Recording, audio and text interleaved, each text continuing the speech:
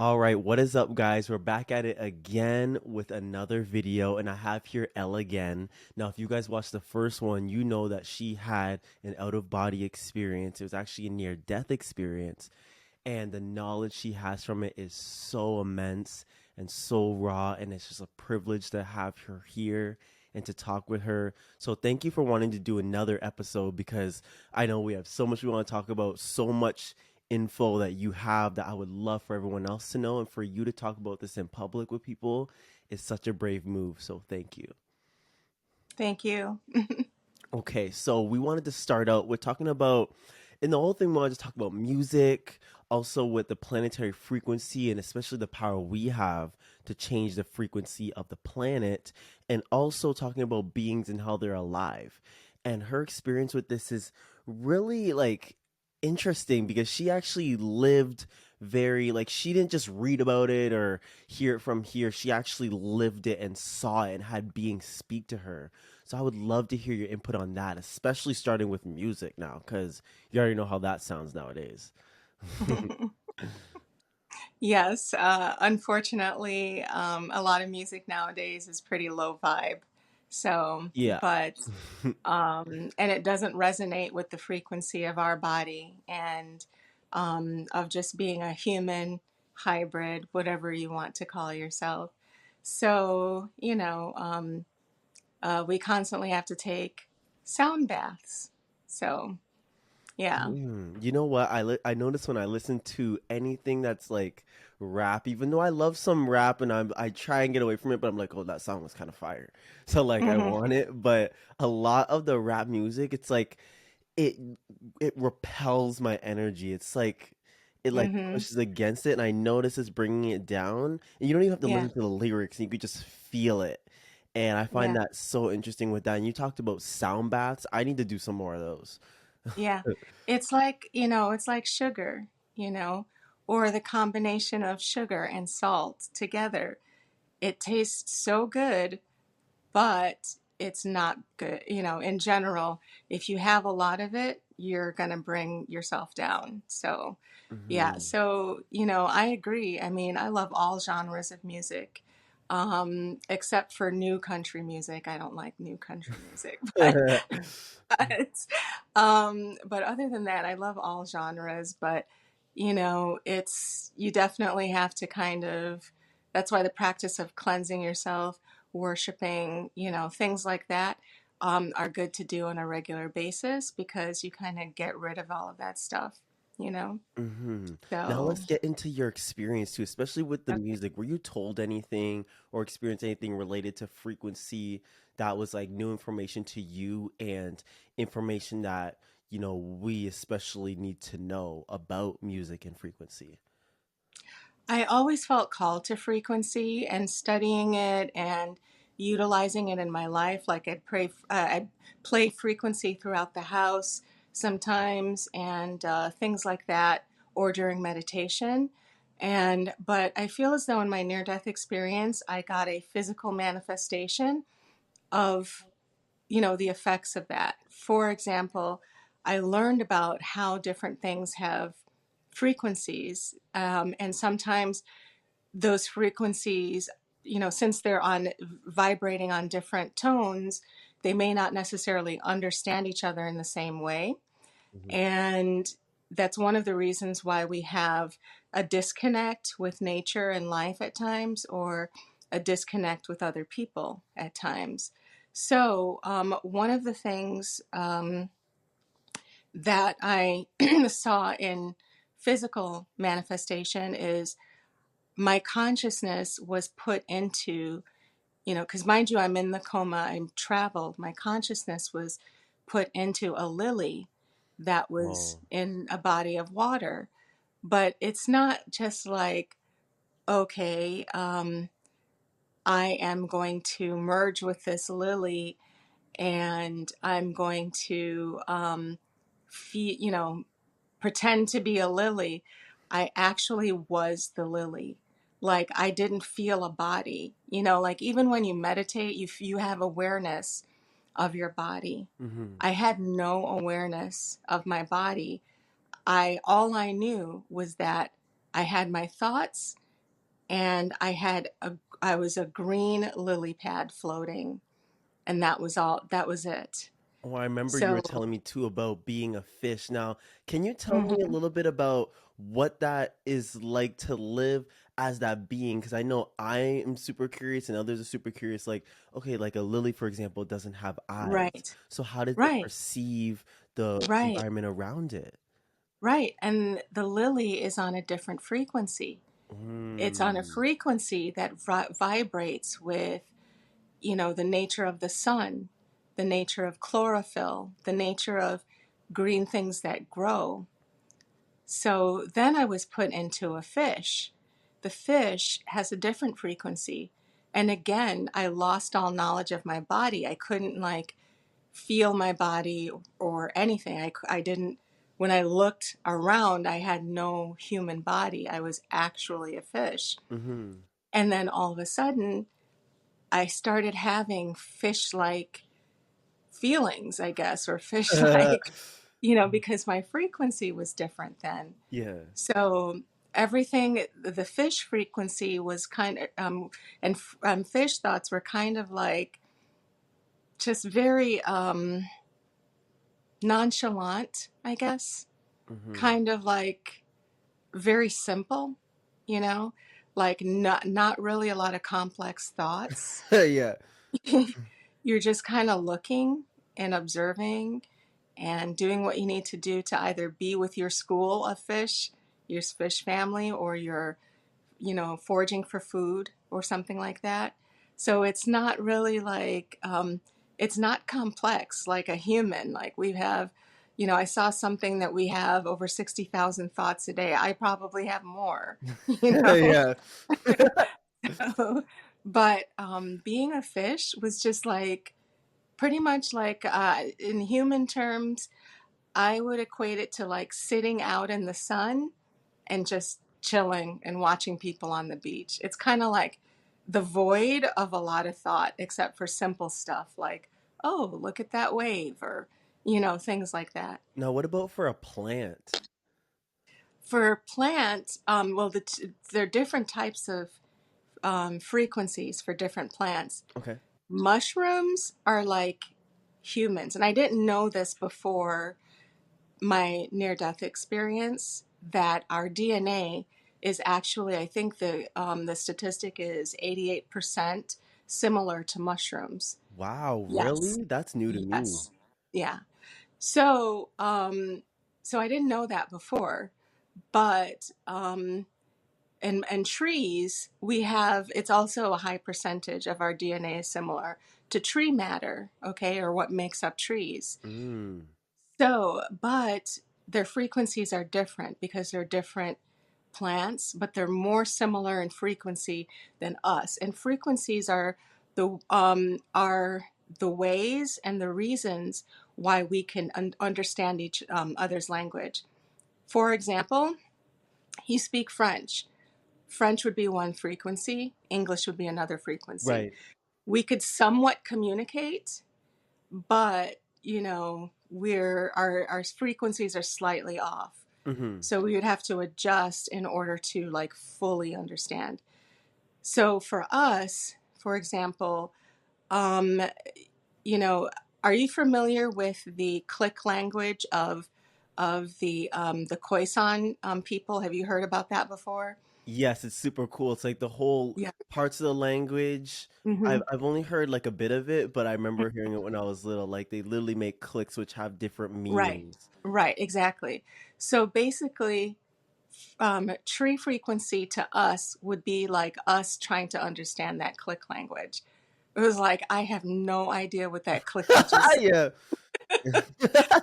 I have no concept or no reference point. I have no idea what that click means, Yeah.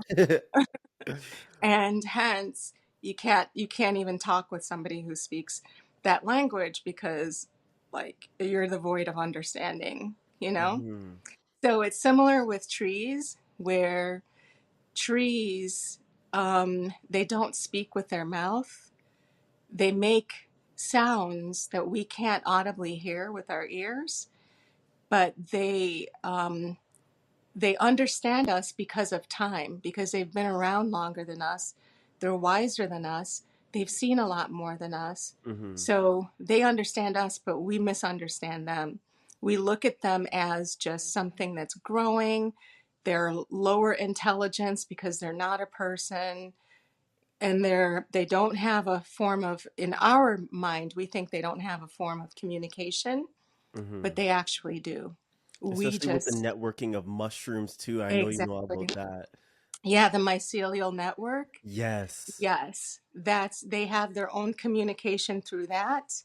They can help us and they can speak with us if we find a way to hack their frequency and get on their frequency. Now, I've seen some people try to do that. I'm not too sure if like we're actually picking up their frequency and language, but I've seen people have like plant things that, it sounds pretty cool, like they're talking. Mm-hmm. So, I would have to look into that a little bit more to see what my thoughts are around that. But yeah, they have their own language and frequency. And trees are actually more intelligent than we are. So, You heard about bees? Like I watched a video on bees, it was like a few weeks ago, and how they hmm slowed down the bee noises, and then it hmm sounded like people having conversations. I thought that was the wow, coolest that's thing cool. ever. Yeah. Wow.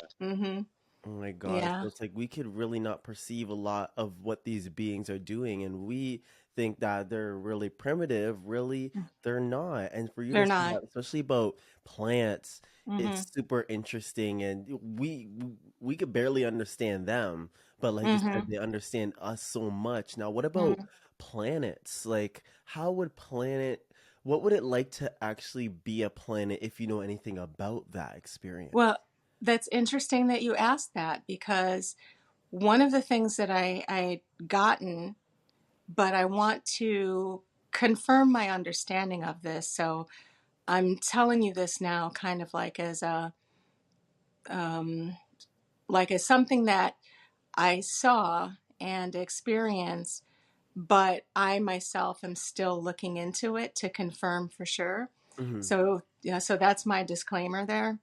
Um, in like sacred texts, for example the Bible or other sacred texts, it talks about celestial bodies. Okay, Mm-hmm. it talks about um beings that are celestial in some manner or whatever, or even angels. I got some information that led me to believe that not only are we of the stars, like we are stardust, I'm sure you've probably heard that before, Mm-hmm. and that's even a scientific fact, but we are in our true form, we are celestial beings, and Mm-hmm. planets are alive, that they are kind of like, if they're, in evolution, in going back to our true form is a light body, basically. Mm-hmm. That light body can also be the form of a star or a planet. So when sacred texts like the Bible was talking about the celestial ones, they were talking about stars and planets and talking about actual celestial bodies, not necessarily huge like Greek mythological figures or whatever, Right. but that um, the ancient ones are also in star form. So stars are alive, planets are alive, things like that. And So, guys, let's not get it wrong that it's already scientifically proven that Earth is a living being, including other planets, because they actually emit their own energy. They have their own energy blueprint, which means they have technically a soul. This is in science, anyways. So when it comes to that, they're just catching up with the consciousness side of everything. But know that yes, these are alive, and even the galaxy's alive. Like everything in the universe is a live being we live in. And when you look at the universal structure and what it looks like and you zoom out, it literally looks like a brain. And their science is saying, look, these things are all alive. And I still think that's one of the coolest things ever because I sit here and I'm like, as a person that thinks really deep, I'm like, imagine living as a planet or like as Hmm. a universe. Like, what Hmm. would that be like? And what is your, because we judge living based off of us. We're like, look, we have eyes, mouths, all of Right. this, we walk around, but these things have a different life. Even extraterrestrials, when I ask them about the universe and how it works, they're like, we barely understand how it works either. We just know it's alive. We don't know Hmm. what kind of life it has. We just know it's alive and we highly respect it from that, which is crazy cool. Yeah, and you brought up a really great point that that's why it's so important to have respect, Yes. because we think that something is qualified for life, just as you said, based on whether or not they have eyes, nose, mouth, and can speak, or have Hmm. conscious thought. And there are lots of other types of life forms. So even when we don't understand, we need to practice respect, because we could be completely disrespecting another life form. And we have to imagine how we would feel if, some other species came, to us and started treating us a certain way just because they didn't really think that we, Exactly. had any type of life or conscious thought, Thank you, because humans, we don't know shit, okay? For everybody that Yes, keeps this thinking is we know true. everything, we don't know nothing. And Hmm. these other beings, when we come across them, they look so, some of them look very much human. Some of Hmm. them look super like, you're like, I don't know what I'm looking at, right? Like some of them are just Hmm. octopi walking around or Right. something like that. And we, like they're even more intelligent than us in certain areas, but we're more Yeah. intelligent in certain areas too. Right. So we Right. just have different expertises, different ways Right. of living. And as we mesh with extraterrestrials, we need to understand that and have Yeah. this respect because we don't know nothing and we need to stop acting like we do. But Hmm. again, let me say it's not really our fault as a collective because we do have leaders which are corrupt and want things a certain way for self-service and dark beings that have infiltrated the planet. So it's not necessarily our fault, but we do need to take responsibility because this is our civilization. Hmm. Right. Exactly. So I feel we have a lot of work to do, but starting with just that little science frequency and how even all of us, I remember you were talking to me about this earlier, how like we are all just energy. And this is also now trickling into science. They say, look, if we get rid of the whole, because our eyes see the world and perceive the world only from a certain light spectrum, but really we are all, when you break it all down, we're literally just all frequency and energy emitting at a certain vibration. So even other levels of existence, other realms, other densities, we call dimensions, all of that is real. And I'm curious how humanity is going to take this once science comes even more out with it and gets into textbooks. And when ETs come, it's going to be a huge mind boggling experience for most of humanity. Yes. And, I keep saying this and can't say it enough, but we're in a rapid evolution right now. So it's kind of a hang on for the ride type of situation Hmm. where lots of things are going to happen even more quickly right now. And they're going to um, people are gonna need to be very open in order to understand what's going on, and in order to just kind of not have complete meltdowns, basically. Because a lot of people are going to freak out. And one funny thing is, when I look at race, that's a big thing that I think is going to be hilarious. Because think about it, like all the people that are racist, even like from, I guess you can be prejudiced, you can really be prejudiced as any race. So imagine anybody that has any type of prejudice and they're looking around, and next thing you know, there's ETs walking among us. And before, if you were just like, say you were a KKK member And now it's like you see all these aliens, and now you're looking for humans. You're like, bro, okay, as a black person or as an Asian person, there's really we're human now. Like to see their mentality change and see like that struggle. Like I used to hate these people, now I see how primitive it is. Like it really is gonna be a change for the better. But I I just think it's funny, like to see everybody's perspective having to change real quick, and they see how primitive they really were just from these ETs landing on the planet and saying we're gonna mess with your civilization.